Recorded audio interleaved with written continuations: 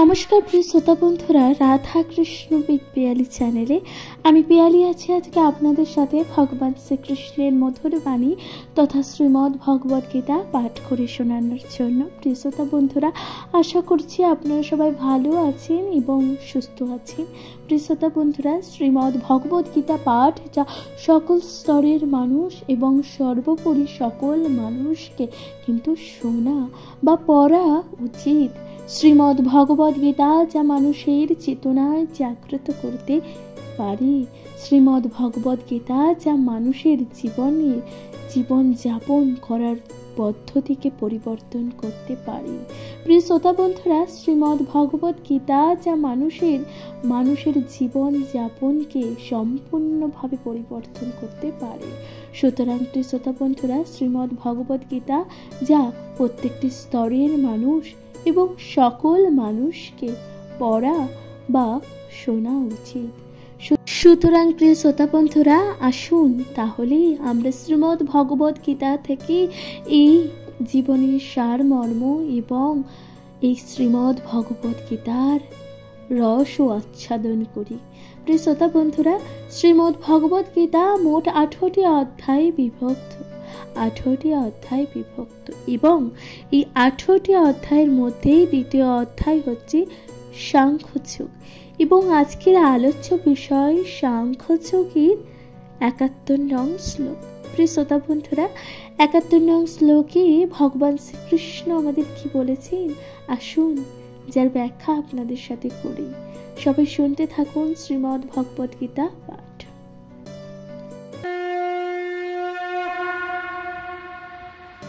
প্রিয় শ্রোতা বন্ধুরা, শ্রীমদ্ ভগবদ গীতার সাংখ্যযোগের 71 নং শ্লোকে ভগবান কি বলেছেন, আসুন যার ব্যাখ্যা আপনাদের সাথে করি। ভগবান বলছেন, বিহায় কামানো ইয়া সর্বাণু প্রমাঙ্গ চহরতি নিষ্পৃশ্য নির্ময় নিরহংকারো শান্তিমগচ্ছতি। প্রিয় শ্রোতা বন্ধুরা, তাহলে এই শ্লোকের অনুবাদে ভগবান কি বলছেন? ভগবান বলছেন, যে ব্যক্তি সমস্ত কামনা বাসনা পরিত্যাগ করে জড় বিষয়ের প্রতি নিষ্পৃহ নিরহংকার ও মমত্ব বোধ রহিত হয়ে বিচরণ করেন তিনি প্রকৃত শান্তি লাভ করে। প্রিয় শ্রোতা বন্ধুরা, তাহলে ভগবান কি বলছেন যে কোন সকল মানুষ নিজের জীবনে প্রকৃত শান্তি লাভ করেন জানেন? কারা জীবনে প্রকৃতভাবে শান্তি লাভ করে? ভগবান উদাহরণ দিয়ে বলতে গিয়ে বলেছেন, যারা নিরহংকার, যাদের মধ্যে কখনো কোনো অহংকার বোধই নেই, মমত্ব বোধ রহিত হয়ে বিচরণ করে এবং তাদের হৃদয়ে মমতা বিচরণ করে। প্রিয় শ্রোতা বন্ধুরা, তারাই কিন্তু জীবনে প্রকৃত শান্তি লাভ করতে পারে। প্রিয় শ্রোতা বন্ধুরা, ভগবান তাৎপর্য দিয়ে কি বলেছেন জানেন?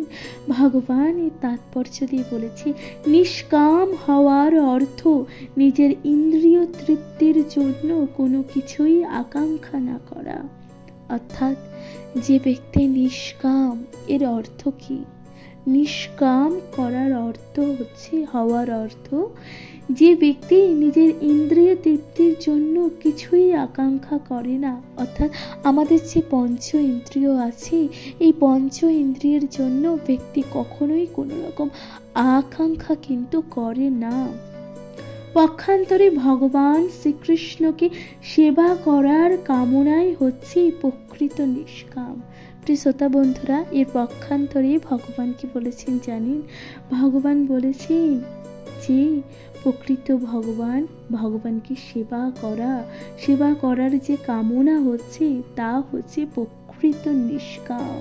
প্রিয় শ্রোতা বন্ধুরা, তাই বলেছেন, এই যে জড় দেহটি বৃথায় আমাদের প্রকৃত সত্তা বলে না ভেবে এবং জগতের কোনো কিছুর ওপরে বৃথা মালিকানা দাবি না করে শ্রীকৃষ্ণের নিত্যদাস রূপে নিজেকে যথার্থ স্বরূপ উপলব্ধি করাটাই কৃষ্ণ ভাবনার যথার্থ স্তর। প্রিয় শ্রোতা বন্ধুরা, তাহলে নিজেকে কখন বুঝতে পারবেন যে আপনি কৃষ্ণ ভাবনার যথার্থ স্তরে আছেন।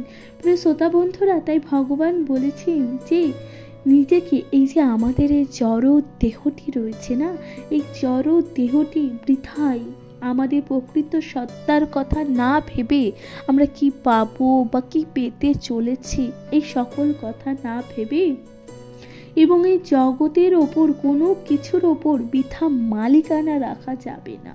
ভগবান বলছে বৃথা মালিকানা দাবি না করি শ্রীকৃষ্ণের নিত্য দাস রূপে নিজেকে যথার্থ স্বরূপ উপলব্ধি করাটাই কৃষ্ণ ভাবনার যথার্থ স্তর।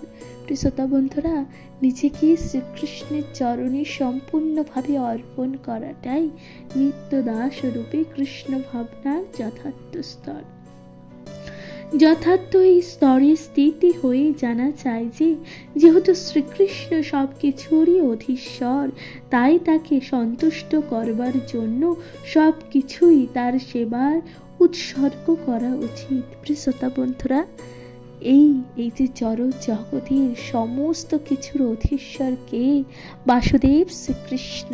এবার যখন মানুষ এই জ্ঞানটি উপলব্ধি করতে পারে, মানুষ যখন এই জ্ঞানটি উপলব্ধি করতে পারে, তখন কিন্তু সে সন্তুষ্ট হয়ে তার সকল কিছুই শ্রীকৃষ্ণের সেবায় উৎসর্গ করে দিতে পারে। প্রিয় শ্রোতা বন্ধুরা, কুরুক্ষেত্রের যুদ্ধের প্রারম্ভে অর্জুন নিজেকে ইন্দ্রিয় সুখের জন্য যুদ্ধ করতে নারাজ হয়েছিলেন। প্রিয় শ্রোতা বন্ধুরা, যখন কুরুক্ষেত্রের যুদ্ধ শুরু হয়েছিল, কুরুক্ষেত্র যুদ্ধ যখন শুরু হওয়ার আগে, তখন অর্জুন কি করেছিলেন? নিজের ইন্দ্রিয় সুখের জন্য, অর্থাৎ তার আত্মাকে ভাবছি সে কাদের উদ্দেশ্যে যুদ্ধ করবে, এই সকল কথা চিন্তা করতে করতে কিন্তু ইন্দ্রিয়, অর্থাৎ অর্জুন নিজের ইন্দ্রিয় সুখগুলোর কথা চিন্তা করতে করতে সে কিন্তু যুদ্ধক্ষেত্র পরিত্যাগ করেছিল। তাই ভগবান বলছিল সে কিন্তু যুদ্ধ করতে চাইছিল না, অর্জুন যুদ্ধ করতে চাইছিল না, কিন্তু কৃষ্ণ ভাবনায়, কিন্তু ভগবানের কৃপার ফলে তিনি যখন পরিপূর্ণভাবে কৃষ্ণ ভাবনাময় হলেন, তখন ভগবানের ইচ্ছা অনুসারেই তিনি কিন্তু যুদ্ধ করেছিলেন। প্রিয় শ্রোতা বন্ধুরা, তাই ভগবান বলছেন যখন অর্জুন কুরুক্ষেত্রের যুদ্ধ চলাকালীন সে কিন্তু যুদ্ধ করতে রাজি হচ্ছিল না, এবং ভগবান যখন তাকে এই ইন্দ্রিয় সুখের মাহাত্ম্য বা ইন্দ্রিয় সুখ না করার জন্য যখন তাকে বোঝাতে লাগলো, এবং সে কাদের উদ্দেশ্যে যুদ্ধ করছে এই সকল ঘটনা যখন ভগবান অর্জুনকে যখন বোঝাতে শুরু করলো, প্রিয় শ্রোতা বন্ধুরা, অর্জুন যখন কৃষ্ণ ভাবনায় পরিপূর্ণতা লাভ করলেন, তখন ভগবানের ইচ্ছা অনুসারে তিনি যুদ্ধ করেছিলেন। প্রিয় শ্রোতা বন্ধুরা, তখন কিন্তু তিনি ভগবানের ইচ্ছা অনুসারে যুদ্ধ করেছিলেন, এবং অর্জুন তখন কিন্তু নিজের ভুলটা বুঝতে পেরেছিল এবং নিজের ইচ্ছা অনুসারে যুদ্ধ করেছিলেন। প্রিয় শ্রোতা বন্ধুরা, নিজের জন্য যুদ্ধ করবার ইচ্ছাই অর্জুনের ছিল না, কিন্তু ভগবানের ইচ্ছার কথা জেনে সে একই অর্জুনের সর্বতোভাবে যুদ্ধ করেছিলেন। প্রিয় শ্রোতা বন্ধুরা, নিজের কথা ভেবে অর্জুন কিন্তু যুদ্ধ করতে চাইছিল না, কিন্তু এখানেই ভগবানের ইচ্ছা, সুতরাং ভগবানের ইচ্ছাকে প্রাধান্য দেওয়াই কিন্তু আমাদের কর্তব্য। সুতরাং অর্জুনকেও ভগবানের ইচ্ছাকে প্রাধান্য দিতে হয়েছিল এবং সর্বতোভাবে সে যুদ্ধ করেছিলেন। ভগবানকে সন্তুষ্ট করার বাসনাই রহিত হওয়ার একমাত্র উপায়। কোন রকম কৃত্রিম উপায় কামনা বাসনাকে বর্জন করা যায় না। সুতরাং প্রিয় শ্রোতা বন্ধুরা, আমি যদি মনে করি নিজের কামনা বাসনাকে আমি নির্মূল করব, তাহলে তা কখনোই সম্ভব নয়। তাহলে কিভাবে সম্ভব তখনই হবে যখন আমি চিন্তা করব আমার জীবনের সকল কিছু ভগবানের সেবায় উৎসর্গ করা, এবং ভগবানকে নিজের মতন করে ভালোবাসবো, নিজের যতটুকু সময় এবং ভগবানের প্রতি সমর্পণ করার কথা চিন্তা করব, ভগবানের বাসনাগুলোকে নিজের বাসনা করব, তখনই আমি আমার সেই কৃত্রিম কামনা বাসনাগুলোকে বর্জন করা যায়। জীব কখনোই ইন্দ্রিয়ানুভূতি শূন্য অথবা বসনা রহিত হতে পারে না। প্রিয় শ্রোতা বন্ধুরা, এই যে জীব মানুষ কখনো নিজের ইন্দ্রিয়ের অনুভূতি শূন্য অথবা বাসনা রহিত হতে পারে না। তবে বাসনার ভাবটি তাকে পরিবর্তন করতে হবে। সুতরাং প্রিয় শ্রোতা বন্ধুরা, এই যে তার মনে যে বাসনার ভাবটি রয়েছে তা কিন্তু তাকে পরিবর্তন করতে হবে। জড় জাগতিক বাসনা শূন্য মানুষ অবশ্যই বোঝেন যে সব কিছুই শ্রীকৃষ্ণের, অর্থাৎ শ্রীকৃষ্ণ ঈশানুবোধং সর্বম। প্রিয় শ্রোতা বন্ধুরা, এবং সেই জন্য তিনি কোনো কিছুর ওপরেই মালিকানা দাবি করেন না।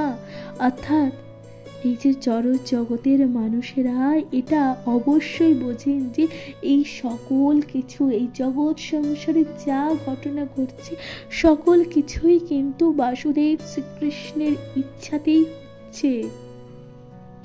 প্রিয় শ্রোতা বন্ধুরা, সেই জন্যই কিন্তু সেই সকল মানুষ কিন্তু যারা নিজের ইন্দ্রিয়গুলোর ওপরে সংযম করতে পারে তারা কিন্তু অহেতুক জড় বস্তুর ওপরে মালিকানা করেন না, দাবি করেন না। এই পারমার্থিক জ্ঞান আত্মোপলব্ধির ওপর প্রতিষ্ঠিত। অর্থাৎ তখন যথাযথভাবে বোঝা যায় যে চিন্ময় স্বরূপে প্রত্যেকটি জীবই শ্রীকৃষ্ণের নিত্য অবিচ্ছেদ্য অংশ। প্রিয় শ্রোতা বন্ধুরা, তখন পারমার্থিকভাবে এটা বোঝা যায় যে এই যে আমরা যে সকল যে জীবের আত্মা, তা আমরা কারা? শ্রীকৃষ্ণের সেই নিত্য অবিচ্ছেদ্য অংশ। প্রিয় শ্রোতা বন্ধুরা, বুঝতে পারছেন? তাহলে মানুষ কারা?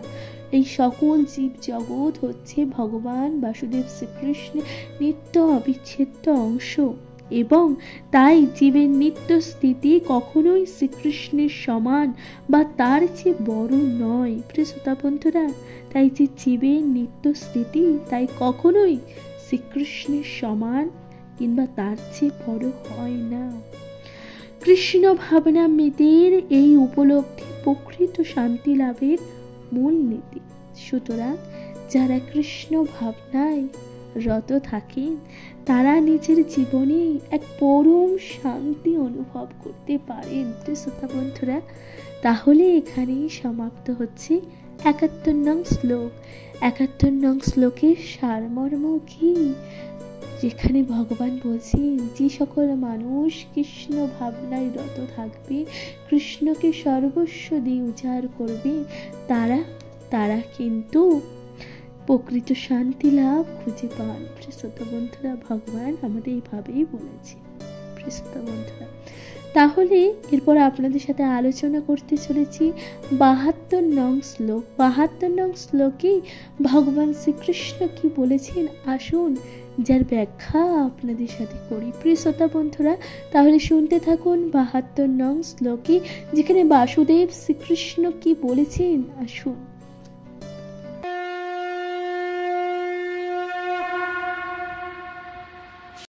নমস্কার প্রিয় শ্রোতা বন্ধুরা, রাধা কৃষ্ণ উইথ পিয়ালি চ্যানেলে আমি পিয়ালি আছি আজকে আপনাদের সাথে শ্রীকৃষ্ণের শ্রীমদ্ ভগবদ গীতা পাঠ করে শোনানোর জন্য। প্রিয় শ্রোতা বন্ধুরা, আজকের আলোচ্য বিষয় সাংখ্যযোগ, অর্থাৎ দ্বিতীয় অধ্যায় সাংখ্যযোগের ৭২ নং শ্লোক। এই ৭২ নং শ্লোকে ভগবান কি বলছেন আসুন যার ব্যাখ্যা আপনাদের সাথে করি। ভগবান বলছেন এষা ব্রাহ্মে স্থিতি পার্থ নৈনাং প্রাপ্য বিমূঢ় হতে স্থিতা সামন্তকালেয়পি ব্রহ্ম নির্বাণ মৃচ্ছতি। প্রিয় শ্রোতা বন্ধুরা, তাহলে ভগবান শ্রীকৃষ্ণ কি বলেছে? ভগবান এর অনুবাদে কি বলেছেন জানেন? অনুবাদে বলেছেন এই প্রকার এই প্রকার স্থিতিকেই ব্রাহ্মী স্থিতি বলে। এই প্রকার যে স্থিতি তাকে ব্রাহ্মী স্থিতি বলে। হে পার্থ, যিনি এই স্থিতি লাভ করেন তিনি মোক্ষপ্রাপ্ত হন না। বলেছে, হে পার্থ, যিনি এই স্থিতি লাভ করেন তিনি কিন্তু মোক্ষ প্রাপ্তি হন না। জীবনের অন্তিম সময় এই স্থিতি লাভ পূর্বক তিনি এই জড় জগতের বন্ধন থেকে মুক্ত হয়ে ভগবান ধামে প্রবেশ করেন। প্রিয় শ্রোতা বন্ধুরা, জীবনের অন্তিম সময় এসে মানুষ যখন এই স্থিতির কারণে লাভ পূর্বক হয়ে তিনি এই জড় জগতের যে মোহ মায়ার বন্ধন আছে না, এই বন্ধন থেকে মুক্ত হয়ে সে ব্যক্তি ভগবত ধামে প্রবেশ করে। প্রিয় শ্রোতা বন্ধুরা, তাহলে এর অনুবাদ দেখুন কত সুন্দরভাবে বর্ণনা করেছেন ভগবান। তাহলে তাৎপর্যে কি আছেন, তাৎপর্য ব্যাখ্যা করি। তাহলে প্রিয় শ্রোতা বন্ধুরা, ভগবান তাৎপর্যে কি বলেছেন জানেন?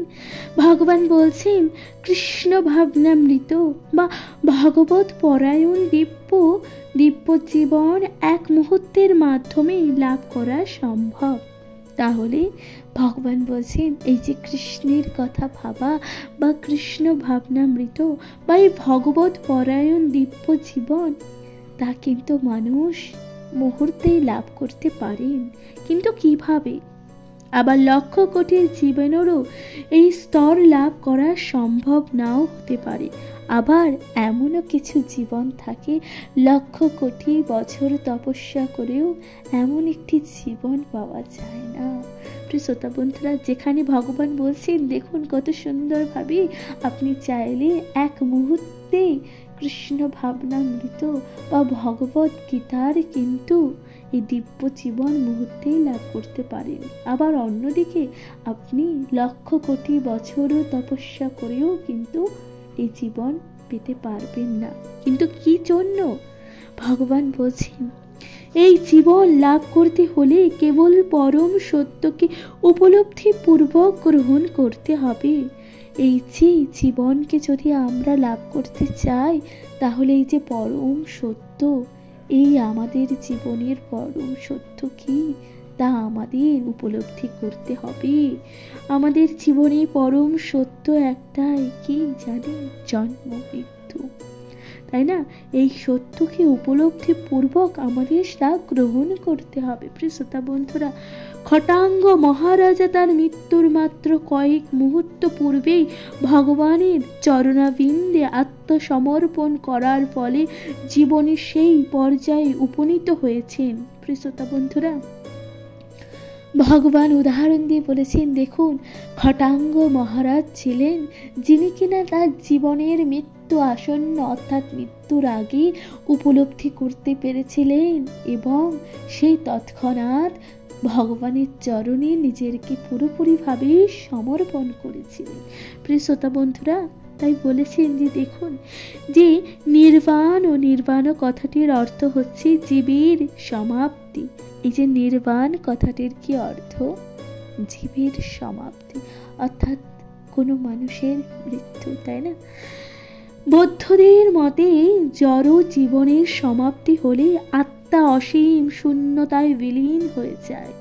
বৌদ্ধদের মতে অর্থাৎ বৌদ্ধ ধর্মদের মতে কি বলছে?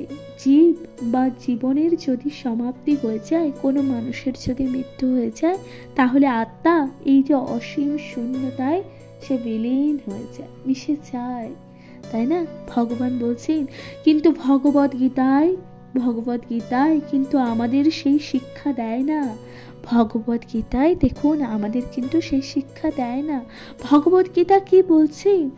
ভগবত গীতা বলছে, এই জড় জীবনের সমাপ্তি হবার পরেও আমাদের প্রকৃত জীবন শুরু। ভগবত গীতায় বলছে, এই যে জড় জীবন মানুষের সমাপ্ত হয়ে যাচ্ছে, অর্থাৎ কোনো মানুষের মৃত্যু হয়ে যাচ্ছে, তাহলে কিন্তু তার জীবন সমাপ্ত হয়ে যাচ্ছে না। বলছি তার প্রকৃত জীবন আবার শুরু হচ্ছে। সমাপ্তির পরেও আমাদের প্রকৃত জীবন শুরু হয়। এই জড় জাগতিক জীবন ধারণার পরিসমাপ্তি করতে হবে সেই কথাটি জানাই স্থূল জড়বাদের পক্ষে যথেষ্ট।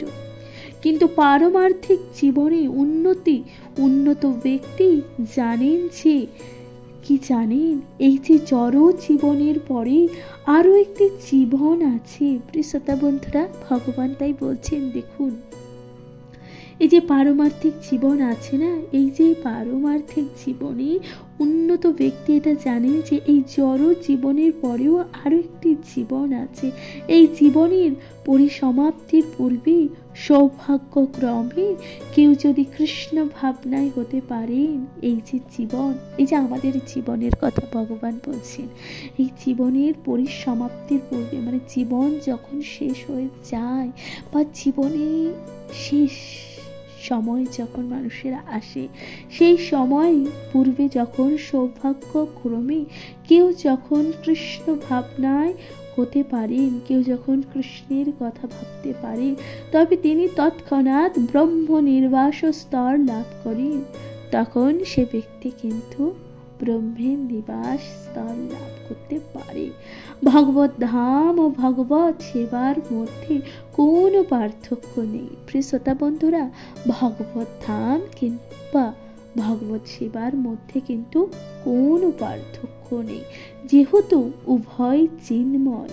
তাই ভক্তি যোগে ভগবানের অপ্রাকৃতিক প্রেমময়ী সেবায় নিয়োজিত হবার হচ্ছে ভগবত ধামের প্রাপ্তি। প্রিয় শ্রোতা বন্ধুরা, তাই ভগবান বলছেন এই যে ভক্তি যোগের মাধ্যমে ভগবানের অপ্রাকৃতিক যে প্রেমময় সেবায় নিয়োজিত করাই হচ্ছে ভগবত ধামের প্রাপ্তি। জড় জগতের সমস্ত কর্মই ইন্দ্রিয় তৃপ্তির জন্য সাধিত হয়। আমাদের যে জড় জগতের যে সকল কর্ম মানুষ করে থাকে, অর্থাৎ আমরা প্রত্যেকেই যে সকল কর্ম করি তা কিন্তু ইন্দ্রিয়ের তৃপ্তির জন্য সাধিত হয়। কিন্তু চিন্ময় জগতের সমস্ত কর্মই ভগবানের সেবায় দ্বারা সাধিত হয়। কিন্তু চিন্ময় জগতের যে সকল কর্ম তা শুধুমাত্র ভগবানের সেবায় নিয়োজিত হয়। প্রিয় শ্রোতা বন্ধুরা, এমনকি এই জীবনে কৃষ্ণ ভাবনায় উদ্বুদ্ধ হলে সঙ্গে সঙ্গে ব্রহ্ম প্রাপ্তি হন। আর যিনি কৃষ্ণ ভাবনায় মগ্ন, তিনি নিঃসন্দেহে ইতিমধ্যে ভগবত ধামে প্রবেশ করেছেন।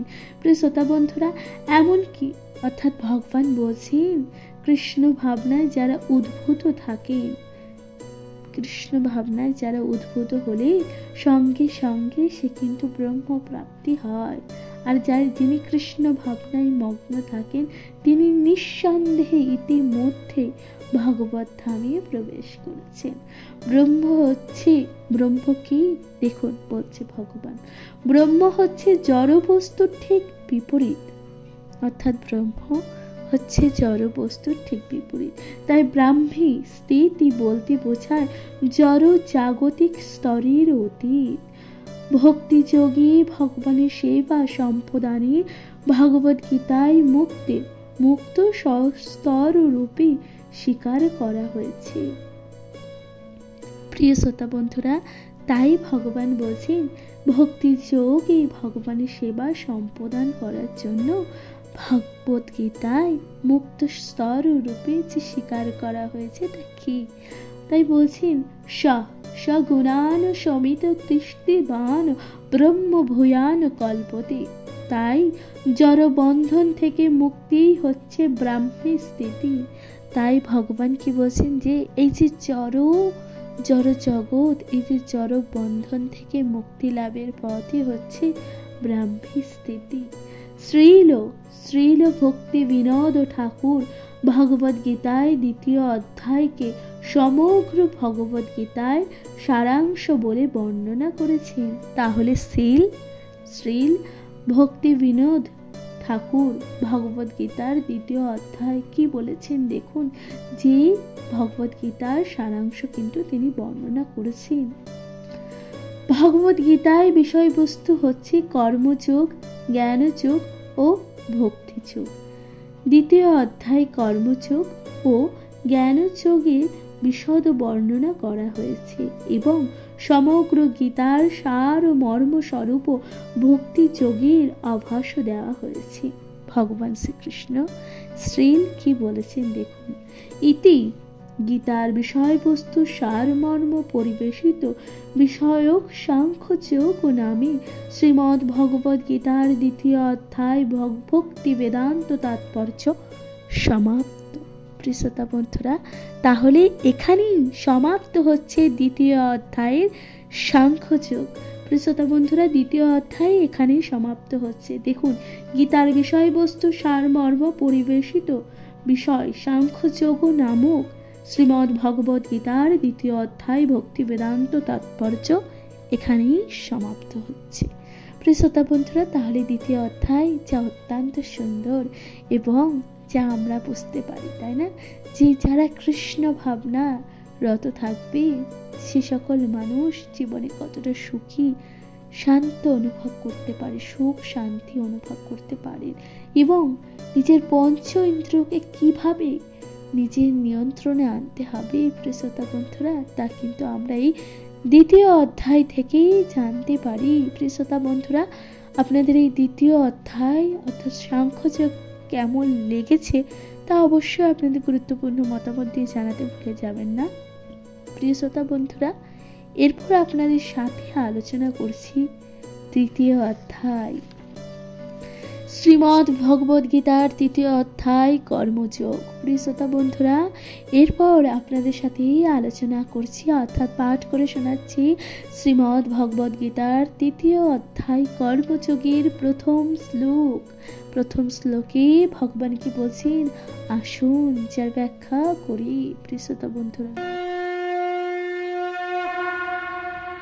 নমস্কার প্রিয় শ্রোতা বন্ধুরা, তাহলে এরপর আপনাদের সাথে আলোচনা করতে চলেছি শ্রীমদ্ ভগবদ গীতার তৃতীয় অধ্যায় কর্মযোগ। কর্মযোগে কি বলছেন দেখুন, কর্মযোগে প্রথমে আছে যে প্রথম শ্লোকটি, সেখানে অর্জুন বলছেন অর্জুন উবাচ। তাহলে প্রথম শ্লোকটি আপনাদের সাথে আলোচনা করতে চলেছি প্রিয়তা বন্ধুরা। প্রথম শ্লোকটি যা আপনাদের সাথে পাঠ করে শোনাতে চলেছি, যেখানে বলছি জয়সী চেত কর্মণ্যস্তে মাতা বুদ্ধি জনার্দন তৎ কিং কর্মাণি ঘরে মাং নিয়োজয়সী কেশব। প্রিয়তা বন্ধুরা, তাহলে এখানে অনুপাদে কি বলছে, অনুপাদে আছে অর্জুন বলছেন হে জনার্দন, হে কেশব, যদি তোমার মতো কর্ম অপেক্ষায় বুদ্ধি শ্রেয়তর হয় তাহলে এই ভয়ানক যুদ্ধে কেন তুমি আমাকে নিযুক্ত করতে চাইছো। অর্থাৎ অর্জুন কাকে জিজ্ঞাসা করছে দেখুন, অর্জুন কর্মযোগী অর্জুন ভগবান বাসুদেব শ্রীকৃষ্ণকে বলছে হে জনার্দন, যদি তোমার মতে কর্ম অপেক্ষায় অর্থাৎ কাজ করার থেকে বুদ্ধি অনেক বেশি শ্রেষ্ঠ, তাহলে এই ভয়ানক যুদ্ধে তুমি আমাকে কেন নিযুক্ত করতে চাইছো। তাহলে এই সকল কথা অর্জুন যে কিনা বাসুদেব শ্রীকৃষ্ণকে জিজ্ঞাসা করেছে। প্রিয় শ্রোতা বন্ধুরা, তাৎপর্যে কি আছেন দেখুন, তাৎপর্যে বলছি পূর্ববর্তী অধ্যায়ে পরমেশ্বর ভগবান শ্রীকৃষ্ণ তার প্রিয় সখা অর্জুনকে জড় জগতের দুঃখার্ণব থেকে উদ্ধার করবার জন্য আত্মার স্বরূপ বিশদভাবে বর্ণনা করেছেন। প্রিয় শ্রোতা বন্ধুরা, তাহলে আমরা প্রথম শ্লোকে কি দেখতে পেয়েছিলাম, যেখানে ভগবান অর্থাৎ পরমেশ্বর শ্রীকৃষ্ণ কিন্তু অর্জুনকে বোঝানোর চেষ্টা করছে যে এই যে জড় জাগতিক মোহ মায়া থেকে বেরিয়ে আসার জন্য জনার্দন কিন্তু অর্জুনকে বোঝানোর চেষ্টা করেছে, তা আমরা প্রথম শ্লোকে দেখতে পাই। এবং সেই সঙ্গে তিনি আত্মার স্বরূপ উপলব্ধি করার পন্থাও প্রদর্শন করেছেন, সেটি হচ্ছে বুদ্ধিযোগ বা কৃষ্ণ ভাবনামৃত। প্রিয় শ্রোতা বন্ধুরা, কখনো কখনো কৃষ্ণ ভাবনামৃতকে ভ্রান্তি বশত কর্ম বিমুখতা বলে মনে করা হয় এবং এই ধারণার বর্ষীভূত হয়ে অনেকে নির্জনে ভগবান শ্রীকৃষ্ণের নাম জপ করে এবং কৃষ্ণ ভাবনাময় হয়ে ওঠার চেষ্টা করে। প্রিয় শ্রোতা বন্ধুরা, ভগবান কি বলছেন দেখুন, কখনো কখনো নিজেকে কৃষ্ণ ভাবনামৃত ভ্রান্তি বশত, অনেক সময় মানুষের মধ্যে এই ভ্রান্তিটা আসে, কর্ম বিমুখতা বলে মনে করে, কর্মে তাদের মন লাগে না, এই সকল কথা কিন্তু মনে হয়। এই ধরনের বর্ষীভূত হয়ে অনেক নির্জনে ভগবান শ্রীকৃষ্ণের নাম জপ করতে শুরু করে এবং ধীরে ধীরে কৃষ্ণ ভাবনায় নিজেকে গড়ে তোলার চেষ্টা করে। প্রিয় শ্রোতা বন্ধুরা, কিন্তু কৃষ্ণ ভাবনামৃতের দর্শন সম্বন্ধে শিক্ষালাভ না করে নির্জনে কৃষ্ণ নাম জপ করার মাধ্যমে কেবল সাধারণ অজ্ঞ লোকের সস্তা বাহবা লাভ উদ্দেশ্যযোগ্য নয়। প্রিয় শ্রোতা বন্ধুরা, তাই ভগবান বলছি যে শুধুমাত্র কৃষ্ণের ভাবনামৃতের দর্শন সম্বন্ধে শিক্ষালাভ না করে নির্জনে যদি আপনি কৃষ্ণ নাম জপ করেন, তাহলে কেমন ভাবে সাধারণ অজ্ঞ লোকের সস্তা বাহবা লাভের কিন্তু উদ্দেশ্য আপনি করবেন না। এই উদ্দেশ্যে এই কাজ করা কিন্তু উচিত নয়।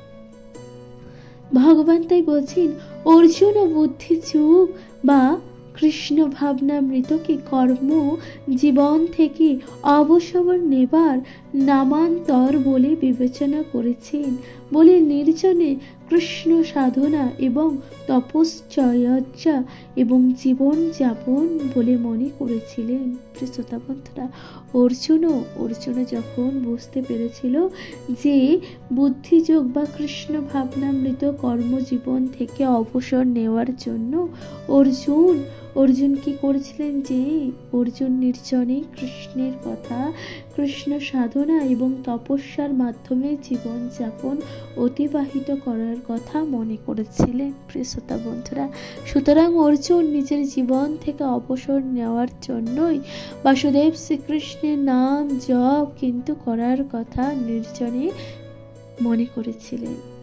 পক্ষান্তরে তিনি কৃষ্ণ ভাবনামৃতের অজুহাতে দেখিয়ে সুকৌশলে যুদ্ধ থেকে নিরস্ত হতে চেয়েছিলেন এবং অন্যদিকে বলছেন তিনি কিন্তু কৃষ্ণ ভাবনার কথা চিন্তা করে তিনি কিন্তু একটা কৌশল অবলম্বন করেছিলেন, অর্থাৎ অর্জুন এই কৌশল অবলম্বন করে নিজেকে সেই যুদ্ধ থেকে সরিয়ে নেওয়ার কথা চিন্তা করতে শুরু করেছিলেন।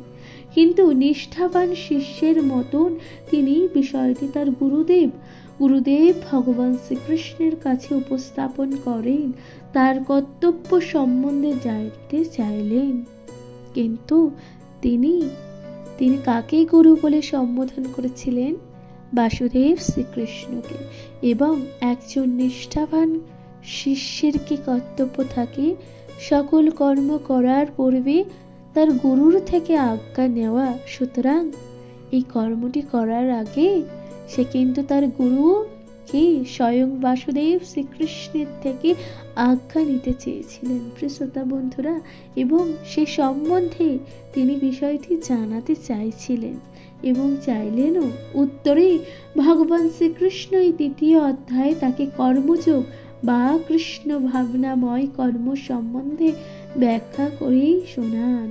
প্রিয় শ্রোতা বন্ধুরা, এবং যখন গুরু তার শিষ্যকে বলছে এবং তার উত্তরে কি করলেন, গুরুদেব অর্থাৎ বাসুদেব শ্রীকৃষ্ণ এই কর্মযোগের যে কৃষ্ণ ভাবনার সম্বন্ধে ব্যাখ্যা করে কাকে শোনাচ্ছিলেন? অর্জুনকে। প্রিয় শ্রোতা বন্ধুরা, তাহলে এখান থেকে কিন্তু আমাদের কর্মযোগ শুরু হচ্ছে।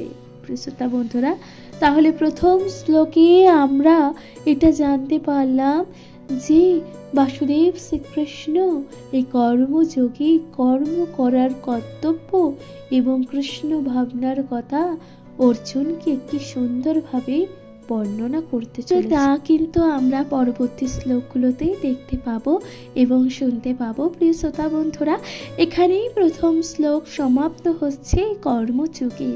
এরপর আপনাদের সাথে আলোচনা করতে চলেছি তৃতীয় অধ্যায় কর্মযোগের দ্বিতীয় শ্লোক। প্রিয় শ্রোতা বন্ধুরা, সবাই অনুগ্রহ করে শুনতে থাকুন এবং আপনাদের কেমন লাগছে শ্রীমদ্ ভগবদ গীতা পাঠ আপনাদের গুরুত্বপূর্ণ মতামত দিয়ে জানাতে ভুলে যাবেন না। প্রিয় শ্রোতা বন্ধুরা, শুনতে থাকুন শুদ্ধ বাংলা ভাষায় শ্রীমদ্ ভগবদ গীতা পাঠ।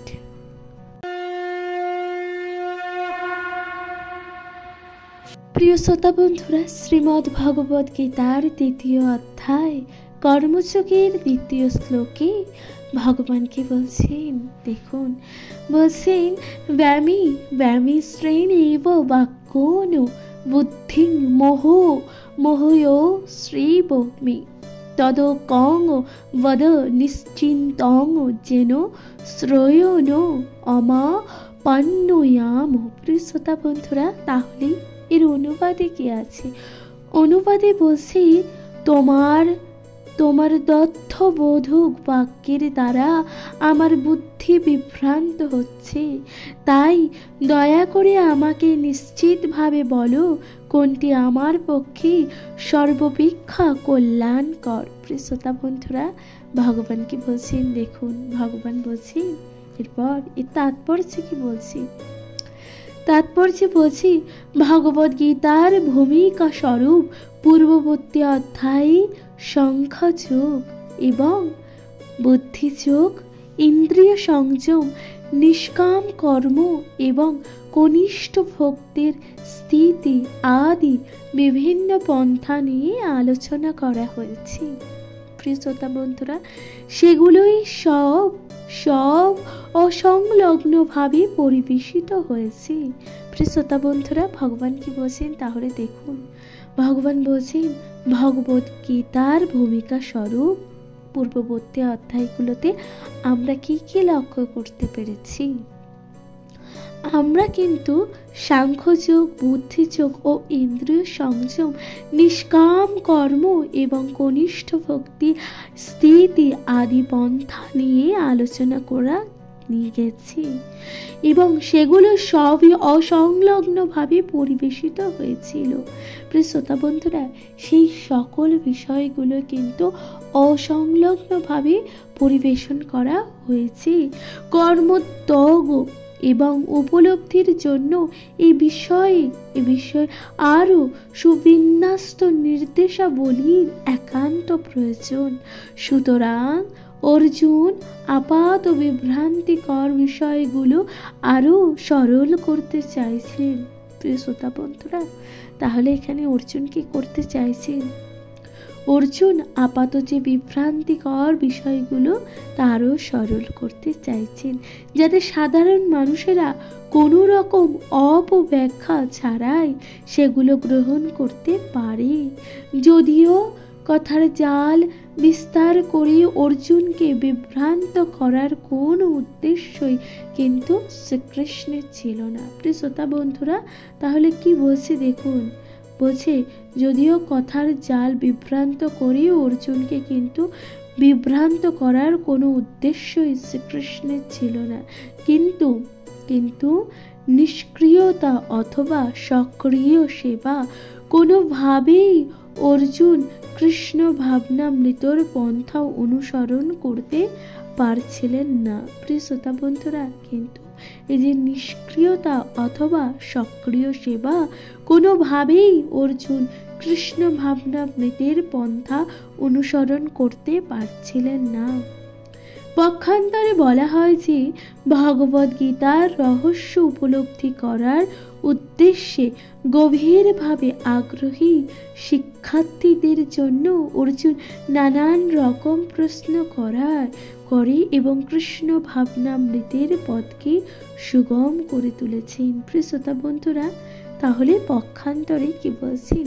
পক্ষান্তরে বলছেন যে ভগবদ গীতার রহস্য, এই যে ভগবদ গীতার রহস্য উপলব্ধি করার উদ্দেশ্যে গভীরভাবে যারা আগ্রহী শিক্ষার্থী রয়েছে তাদের জন্য অর্জুন কিন্তু নানান রকম প্রশ্ন করে কৃষ্ণ ভাবনার যে পথকে আরো সুগম করে তুলেছেন। প্রিয় শ্রোতা বন্ধুরা, তাহলে এখান থেকে আমরা এটা বুঝতে পেরে চাই, তাই না, যেখানে দেখুন কৃষ্ণ কিন্তু ভগবান শ্রীকৃষ্ণের সাথে নানানভাবে কথোপকথনের মাধ্যমে এই জাতি শ্রীমদ্ ভগবদ গীতার পথ এবং শ্রীমদ্ ভগবদ গীতা যাতে আরও সাধারণ মানুষ তথা সকলের কাছে অনেক সুন্দরভাবে ব্যাখ্যা করা যায় সেই পন্থাটি কিন্তু বেছে নিয়েছিলেন। প্রিয় শ্রোতা বন্ধুরা, তাহলে এখানেই সমাপ্ত হচ্ছে কর্মযোগের দ্বিতীয় শ্লোক। প্রিয় শ্রোতা বন্ধুরা, দ্বিতীয় শ্লোকে আশা করি আমরা সব বুঝতে পেরেছি এবং এরপর আপনাদের সাথে পরবর্তী দিন আলোচনা করব কর্মযোগের অন্যান্য মধুর শ্লোকগুলো। প্রিয় শ্রোতা বন্ধুরা, ততক্ষণ অবধি আপনারা সবাই ভালো থাকবেন, সুস্থ থাকবেন এবং শ্রীমদ্ ভগবদ গীতা পাঠ সকলেই শুনতে থাকবেন। এবং আপনারা কি কোথা থেকে এই শ্রীমদ্ ভগবদ গীতা পাঠ শুনছেন আপনাদের গুরুত্বপূর্ণ মতামত দিতে ভুলে যাবেন না। প্রিয় শ্রোতা বন্ধুরা, কেমন লাগছে শ্রীমদ্ ভগবদ গীতা পাঠ অবশ্যই শুনতে থাকবেন। নিজেদের কাছের মানুষ, প্রিয়জন তথা সকলের সাথে শ্রীমদ্ ভগবদ গীতা পাঠ সকলের সাথে ভাগ করে নেবেন, নিজে শুনবেন, সকলকে শোনাবেন। ভালো থাকবেন, সুস্থ থাকবেন এবং সর্বোপরি যদি চ্যানেলে প্রথমবার শুনে থাকেন অবশ্যই চ্যানেলটিকে সাবস্ক্রাইব করে দিতে ভুলে যাবেন না। লাইক, কমেন্ট, শেয়ার করে অবশ্যই পাশে থাকবেন। প্রিয় শ্রোতা বন্ধুরা, শ্রীমদ্ ভগবদ গীতা পাঠ অবশ্যই শুনতে থাকবেন, ভালো থাকবেন, সুস্থ থাকবেন। জয় শ্রী রাধা কৃষ্ণ। প্রিয় শ্রোতা বন্ধুরা, নমস্কার।